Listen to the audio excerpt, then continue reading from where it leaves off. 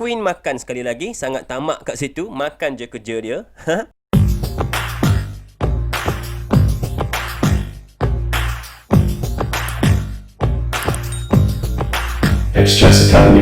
Assalamualaikum dan hai kepada semua pencatur.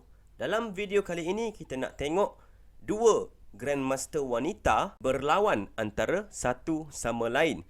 Jadi kita ada putih yang dimainkan oleh Grandmaster Alexandra Kosteniuk.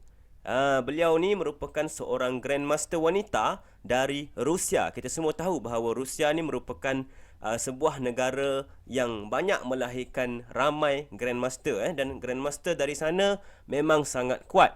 Dan Alexandra Kosteniuk ni merupakan salah seorang daripada GM dari sana. Dan dia sebenarnya merupakan bekas juara dunia, iaitu pada tahun 2008 sehingga 2010. Dan takhta dia telah diambil alih oleh pemain hitam, iaitu Grandmaster Hou Yifan dari China bermula tahun 2011 hinggalah seterusnya. Jadi dua orang ni merupakan idola bagi ramai pemain catur, terutamanya bagi pemain catur wanita. Jadi kita nak tengok satu game yang telah dimainkan oleh mereka berdua pada tahun 2011 di pertandingan catur FIDE World Grand Prix. Jom kita tengok kat sini. Kita ada putih yang dimainkan oleh Alexandra Kosteniuk menentang hitam yang dimainkan oleh Hou Yifan. Kita nak tengok dua bekas juara dunia wanita bertumbuk. Bukan bertumbuk betul-betul Kalau bertumbuk betul-betul tu, itu Gusti WWE. Itu pertandingan lain. Ini pertandingan catur. Jadi permainan dimulakan dengan pawn ke D4. Kita ada knight F6, C4, E6, knight F3, D5, knight ke C3 dan seterusnya bishop ke B4 membuat pin. Ini merupakan variasi Ragozin dimainkan kat sini. Kita ada pertukaran pawn kat sini, C makan D dan seterusnya pawn E makan D5. Kemudian bishop ke G5 dimainkan, membuat pin juga kat situ. H6 menyerang bishop dan bishop undur ke H4. C5 dimainkan kat sini. Kita ada E3 dan seterusnya E4. Nampak seakan-akan gerakan yang salah tapi ini sebenarnya merupakan main line dalam variasi ini. Permainan diteruskan dengan knight pergi ke D2. Dalam posisi ini, Hou Yifan perlu memainkan gerakan yang betul. Kalau dia membuat gerakan yang nampak macam biasa, iaitu contohnya knight ke C6, bishop putih boleh makan knight di F6 tu. Dan queen tak boleh nak makan bishop tu sebab knight akan dapat makan secara percuma. Oleh itu, ini akan menyebabkan struktur pawn Hou Yifan menjadi sedikit tak bagus. Jadi dalam posisi ini beliau telah memainkan gerakan yang betul, iaitu tolakan pawn ke G5, tidak membenarkan bishop untuk makan knight. Jadi bishop lari kat sini dan kita ada bishop ke F5. Kemudiannya bishop ke E2 dimainkan, knight ke C6, H4. Satu gerakan agresif. Kita ada rook ke G8, pawn makan pawn dan seterusnya pawn makan pawn. Putih telah mendapat file H kat situ. Kita ada rook ke C1, queen E7 mungkin bersedia untuk membuat castling. Jadi Alexandra sendiri telah memilih untuk membuat castling kat sini. Satu gerakan yang mungkin nampak seolah-olah macam pelik sedikit. Jadi permainan diteruskan dengan bishop makan knight di C3. Kita ada rook makan bishop tersebut, B5, A4 dan seterusnya A6 dimainkan. Kenapa? Kenapa bukan B4? Sebenarnya dengan membuat gerakan ke A4, Alexandra telah ingin mengumpan Hou Yifan untuk membuat gerakan seperti pawn ke B4. Supaya dia jatuh ke dalam perangkap Alexandra, iaitu untuk dia membuat pengorbanan knight. Knight makan pawn di C4. Kenapa ini boleh dilakukan? Sebabnya kita dapat tengok kalau pawn makan rook di C3, knight boleh datang membuat check. Ini sebenarnya membuat fork kat situ, menyerang bishop. Selepas king lari, kita ada knight makan F5 sambil menyerang queen. Queen terpaksa lari dan seterusnya bishop boleh masuk membuat check. King lari ke E8 dan bishop pergi ke B5. Ini merupakan satu posisi yang cantik selepas putih membuat sacrifice knight sebentar tadi. Jadi inilah apa yang Alexandra Kosteniuk mahukan. Namun semestinya Hou Yifan tidak membenarkan perkara tersebut berlaku. Dia tolak pawn ke A6. Kita ada queen ke A1 seterusnya. Dan barulah Hou Yifan tolak pawn ke B4. Ini merupakan posisi yang berlainan daripada tadi. Oleh sebab itu, Alexandra melarikan rooknya ke C1. Kita ada knight ke E4, knight makan knight dan seterusnya bishop makan knight. A5 dimainkan mungkin dengan idea untuk queen datang ke A4, membuat pin ke arah knight. Kita ada G4 kat situ, tidak membenarkan putih untuk memainkan F3, queen A4 dan queen E6 mengawal knight tersebut. Seterusnya diteruskan dengan rook F ke D1, rook ke C8 mengawal knight, bishop ke F4, tidak membenarkan queen untuk masuk ke H6. Namun queen F5 boleh dimainkan dengan idea yang sama, boleh datang ke H5 dan selepas rook datang ke H8, kedua-dua piece ni akan membuat gerakan ataupun serangan yang berbahaya ke arah king.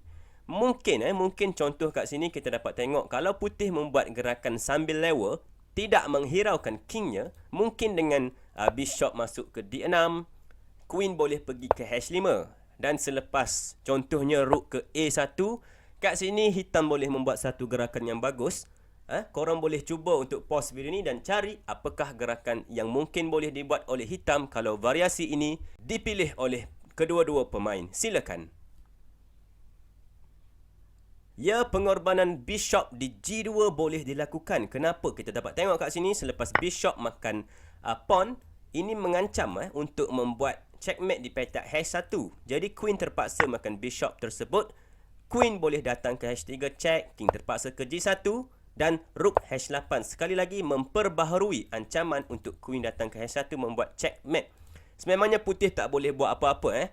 Contoh kalau F3 dimainkan untuk membuka ruang king melarikan diri, ini pun tidak selamat sebab tolakan G3 boleh dimainkan kat sini. Sekali lagi, ancaman telah diperbaharui dan putih akan kalah. Oleh sebab itu, Alexandra telah memilih untuk secepat mungkin melarikan kingnya ke F1. Kita ada serangan yang diteruskan oleh Hou Yifan dengan queen ke H5. King terpaksa melarikan diri lagi kat sini dan telah memberikan pawn di G2 tu untuk dimakan percuma kat situ. Kita ada bishop ke D6, mungkin mengancam untuk makan pawn kat sini. Bishop ke F3, bishop makan bishop, pawn makan bishop dan seterusnya bishop makan pawn di B4. Queen H4 dimainkan membuat pin kat situ. Semestinya king tak boleh bergerak. Kalau bergerak, queen akan makan pawn secara percuma. Kita ada B3 oleh putih dan dalam posisi ini rook G2 telah dimainkan oleh Hou Yifan. Kita kembali ke sini. Satu lagi langkah yang mungkin bagus untuk membuat serangan ialah rook ke G1 membuat check. Sebabnya ini memaksa king untuk pergi ke D2. Queen boleh makan pawn F2 percuma, king terpaksa ke C3 dan seterusnya rook ke G2 dimainkan dengan ancaman untuk queen makan E3 ataupun queen pergi ke B2 membuat checkmate. Dua ancaman ni tidak dapat dibendung, jadi putih akan kalah dengan cepat kat situ. Namun Hou Yifan memilih untuk memainkan rook G2. Ini pun sama juga ancaman yang terlalu kuat sebab queen boleh makan pawn di F2 kat situ ataupun queen boleh membuat check di H1 kat situ. Jadi tidak kisah sebenarnya. Oleh sebab itu putih memainkan rook ke C2. Kita ada rook pergi check, king lari ke D2, queen makan pawn check, king terpaksa masuk ke C1 untuk selamatkan diri. Queen makan sekali lagi, sangat tamak kat situ, makan je kerja dia. Okey, bishop block serangan tersebut sambil menyerang queen. Kita ada rook makan rook check, king makan rook dan seterusnya queen E2 membuat check. Dalam posisi ini Alexandra telah memilih untuk resign dan menyerah kalah.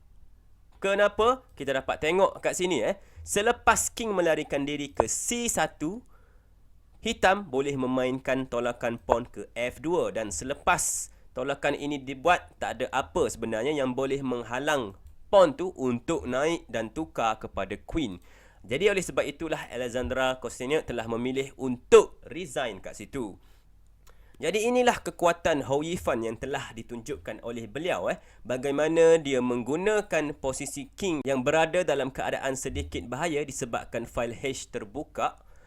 Dan dia telah membuat gerakan-gerakan yang mengaktifkan piece-piece-nya dengan cepat untuk membuat serangan. Jadi itu merupakan satu ilmu yang kita mungkin boleh ambil daripada game ini. Baik, jadi saya rasa itu sahaja untuk hari ini. Terima kasih kerana menonton. Silakan like, share dan juga subscribe kepada channel kami untuk terus menyokong usaha kami dalam menaikkan industri catur. Korang juga boleh pergi ke playlist kami untuk melihat video-video lain yang menarik. Selamat bercatur. Assalamualaikum. Bye-bye.